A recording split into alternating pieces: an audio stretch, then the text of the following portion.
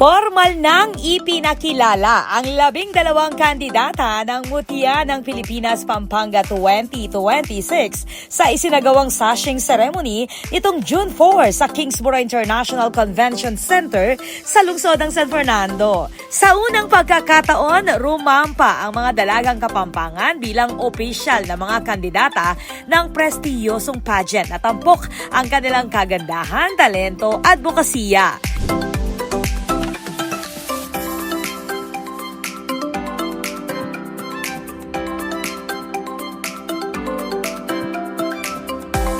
Pinangunahan ng programa ni Chot Rojas, co-franchise owner at provincial director ng Mutya ng Pilipinas Pampanga.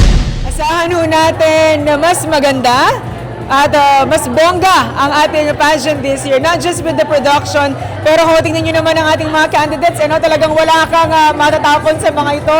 Ako mismo excited po and I'm really now pressured na dahil I really want to put up a good show sa ating mga kabalen. Especially deserve ho ng ating mga candidates ang sobrang gandang pageant this year. Dumalo rin bilang suporta sina major sponsor Paul Laos ng Laos Group of Companies at pageant executive producer Aaron Rojas. Ayon kay Chot Rojas, higit pa sa pisikal na kagandahan ang hinahanap ng patimpalak dahil layunin nitong maipakita ang kultura, pagkakakilanlan at mga advokasya ng mga Kapampangan. MPP po yan, or Mutya ng Pilipinas Pampanga, aliya mo po ligligan leguan na po. We also talk about culture and tourism promotions, heritage preservation, and of course, we want to be regal, radiant, and relevant. Nagbigay rin ng mensahe ang reigning Mutya ng Pilipinas Pampanga 2025 na si Maureen Mongcal para hikayati ng mga kandidata sa kanilang paglalakbay sa competition.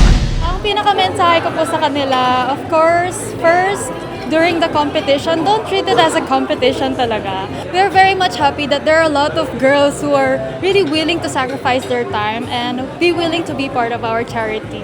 And I'm really much happy to see them right now. I hope that this continues up to the very end of the competition. Ang sashing ceremony ang nagsilbing opisyal na pagsisimula ng paghahanap na susunod na Mutya ng Pilipinas Pampanga na magiging representative ng lalawigan sa national stage.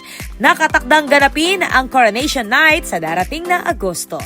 Ako po, Patricia Mamangon para King News Force Pampanga. Balitang tutuking Balen, Susuyo.